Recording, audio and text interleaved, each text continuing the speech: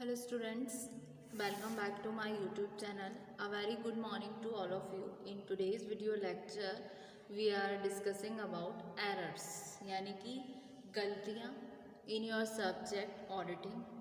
ठीक है, तो आज के वीडियो लेक्चर में हम डिस्कस करेंगे उन एरर्स के बारे में, उन त्रुटियों के बारे में जो आपके ऑडिटिंग की प्रोसेस के दौरान आपको फेस करनी पड़ सकती हैं.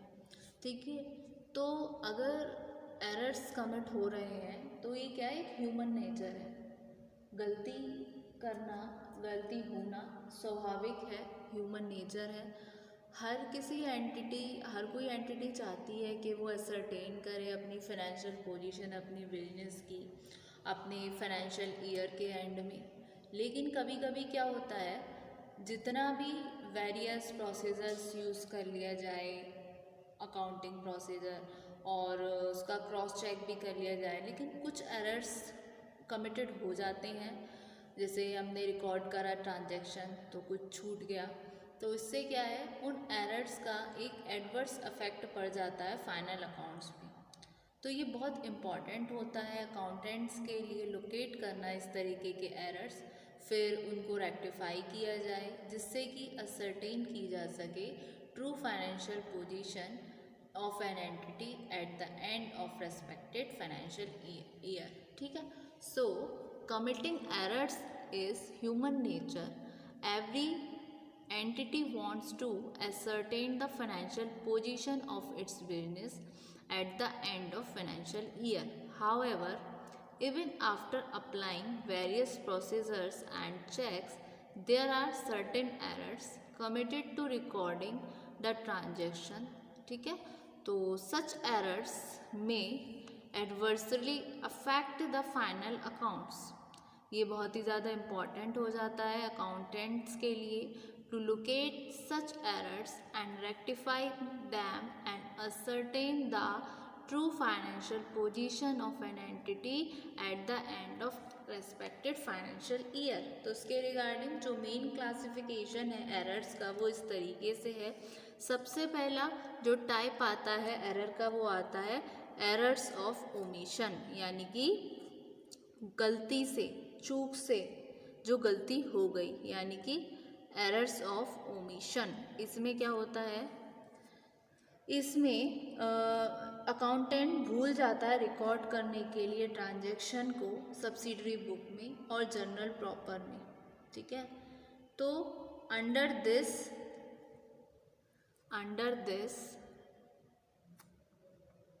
transactions escape from being recorded. The accountant forget to records these transactions in the subsidiary books or in journal paper. ठीक है, तो ये होते हैं एरर्स ऑफ ओमिशन. जैसे कि ओमिशन हो गया कि हमें रिकॉर्ड करना है गुड्स सोल्ड टू गणेश, और या फिर गुड्स परचेज फ्रॉम महेश, या गुड्स रिटर्न बाय हरीश और return to Girish subsidiary books में, और क्रेडिट परचेज फर्नीचर का. तो ये क्या है, ये आपके जर्नल प्रॉपर के एग्जाम्पल हैं कंप्लीट ओमिशन के. ठीक है, तो एरर्स ऑफ ओमिशन आ गया. अब इसमें सेकेंडरी आता है आपका एरर्स ऑफ ओमिशन हुआ. ठीक है, तो ये एरर्स ऑफ ओमिशन में आपका आया, ये फर्स्ट वाला पार्ट था एरर्स ऑफ कंप्लीट ओमिशन. अब दूसरा आता है इसमें errors of partial omission.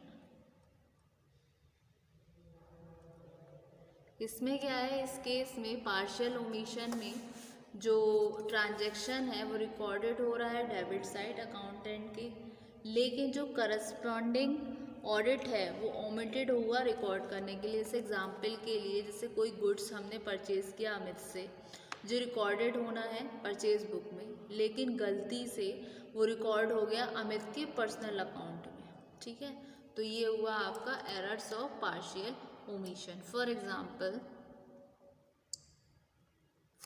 Goods purchased from Amit was recorded in the purchase book but omitted to be recorded in Amit's personal account. ठीक है, ये हुआ। फिर नेक्स्ट आता है आपका, ये तो हो गए एरर्स ऑफ ओमिशन। अब आ गया सेकंड वाला, ये इसके दो कैटेगरी थी, errors of complete omission, errors of partial omission. फिर सेकंड आया एरर्स ऑफ कमीशन। इसमें क्या होता है, ये एरर्स आपके रिगार्डिंग होते हैं जहाँ पर रॉन्ग टोटलिंग हो गई सब्सिडरी बुक्स की, यानी कि आपकी जो हमने राइटिंग किया रॉन्ग अमाउंट का सब्सिडरी बुक में, या पोस्ट कर दी हमने wrong amount in the ledger accounts, जिसमें एक इनकरेक्ट बैलेंसिंग हो गई लेजर अकाउंट्स की। ठीक है, ये एरर्स होते हैं, कंसर्न होते हैं आपके कैलकुलेशन के टाइम पे। ठीक है, तो these errors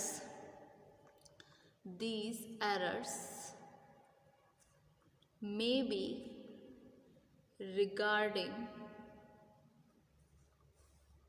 wrong totaling of subsidiary books or writing wrong amount in the subsidiary books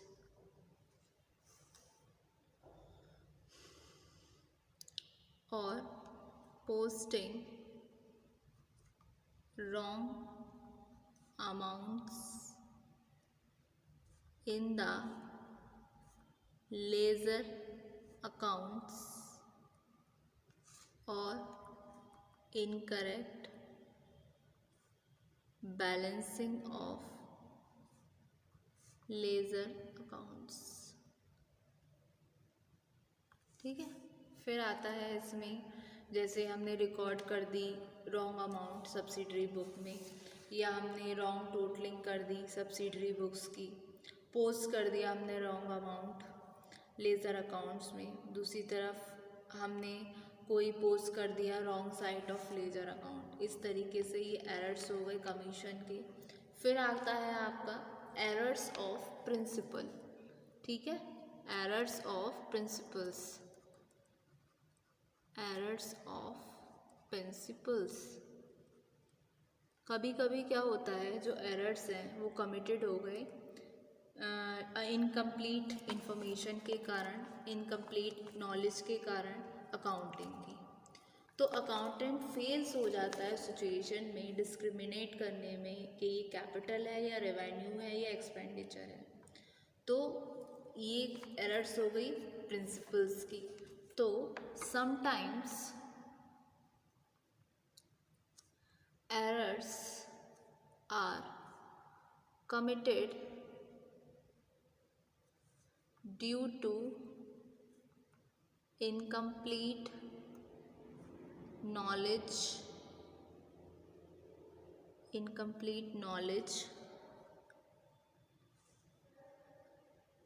of accounting.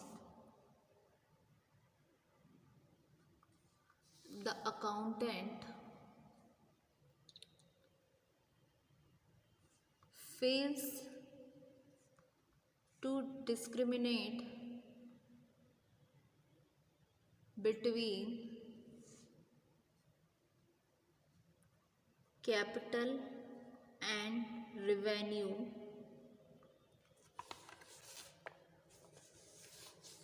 Expenditure, जहाँ पर वो समझ ही नहीं पा रहा है कि ये जो अमाउंट है ये कैपिटल है या फिर ये हमारा रेवेन्यू एक्सपेंडिचर है, वो डिस्क्रिमिनेट नहीं कर पाता, वो फेल हो जाता है डिस्क्रिमिनेट करने में। तो ये एरर्स ऑफ प्रिंसिपल्स हुआ, यानी कि सिद्धांतों की त्रुटि। फिर नेक्स्ट आता है जो कि लास्ट है आपका, कंपनसेटिंग एरर्स। ये कुछ सर्टेन केसेस होते हैं जहाँ पर इफ़ेक्ट हो जाता है रॉन्ग एरर का, जो न्यूट्रलाइज्ड होते हैं दूसरे एरर के कारण। जैसे कि हमने कोई गुड्स सोल्ड किया राम को 1500 रुपये में, ठीक है, जो पोस्ट होना है डेबिट साइड में राम के अकाउंट पे, लेकिन हमने क्या कर दिया, सिर्फ 150 रुपये यहाँ पर मेंशन कर दिए। तो ये हुआ आपका कंपनसेटिंग एरर्स, ठीक है। तो there may be certain cases where the effect of wrong error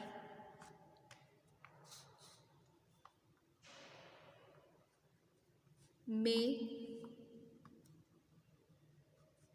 neutralized by any other error.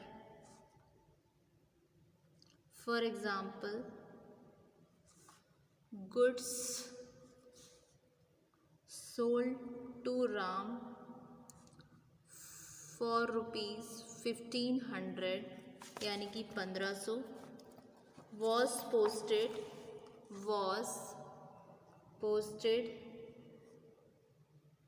to the debit side of Ram's account with rupees 150 only, ठीक है। तो ये हुए आपके एरर्स और आपके types of errors. Thank you so much student.